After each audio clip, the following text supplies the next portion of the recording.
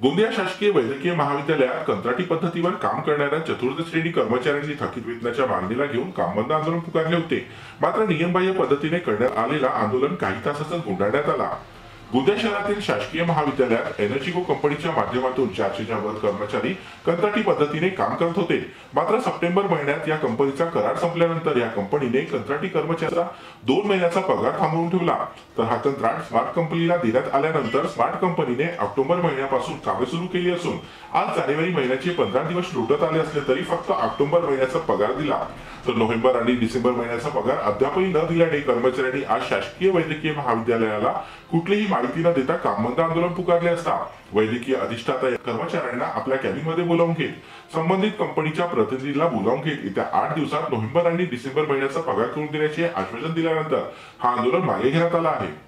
आज शासकीय वैद्यकीय महाविद्यालय गोंदिया इथल्या कंत्राटी कामगारांचा जो आंदोलन सुरू आहे त्यांना 6 महिन्यापासून पगार देण्यात आलेला नाहीये आणि पगारच नाही तर त्यांना जे किमान वेतनानुसार जे सर्व सुविधा मिळाल्या पाहिजे असते, किमान वेतनानुसार पेमेंट मिळालं पाहिजे असतं, त्यांना विशेष भत्ते देण्यात आले पाहिजे असते, त्यांना डीए दर 6 महिन्या डीएची वाढ झाली पाहिजे असते, त्यांना बोनस द्यायला पाहिजे होतं, त्यांना ELPL जे सुट्ट्या मिळतात शासनाकडून 14 सुट्ट्या 28 सुट्ट्या ज्या वर्षाचा मिळतात ते त्यांना द्यायला पाहिजे होता। ते सर्व न देता कामगारावर अन्याय सुरू आहे। ते काहीच त्यांना कुठलीच फॅसिलिटी त्यांना देत नाहीये आणि 6 महिन्यापासून त्यांना पगार दिलेला नाहीये।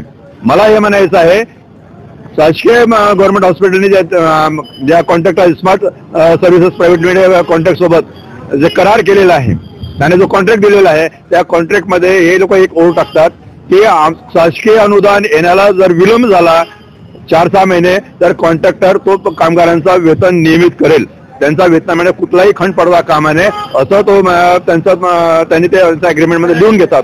मी पल्लवी रानटेके शासकीय वैद्यकीय महाविद्यालयामध्ये जे स्मार्ट सर्व्हिसेस कंपनी आहे त्या अंतर्गत कंत्राटी कर्मचारी म्हणून काम करते। आम्ही मागील 1.5 वर्षापासून या कंपनी अंतर्गत काम करत आहोत। मागील 1 डिसेंबर 2023 ला एनर्जीगो म्हणून कंपनी आलेली होती।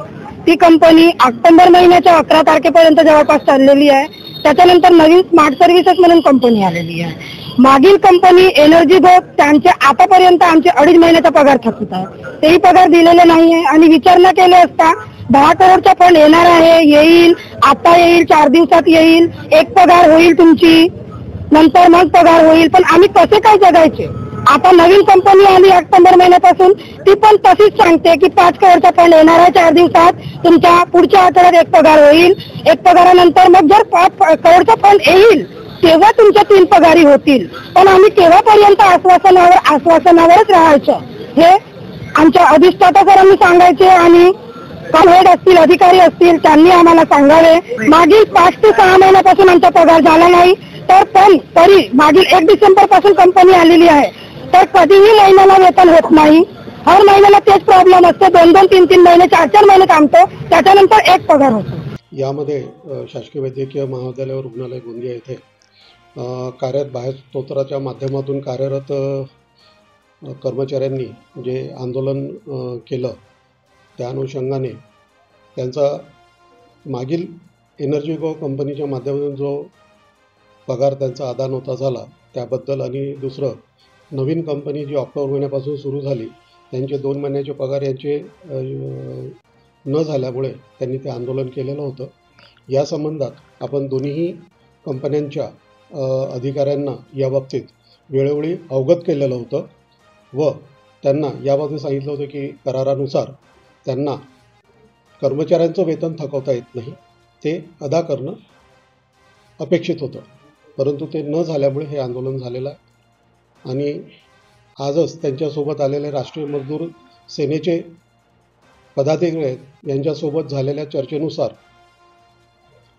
स्मार्ट कंपनीच्या माध्यमातून कर्मचाऱ्यांना 2 महिन्याचे वेतन हे पुढील 8 ते 10 दिवसामध्ये अदा करण्यात येईल असं आश्वासन देण्यात आलेलं आहे।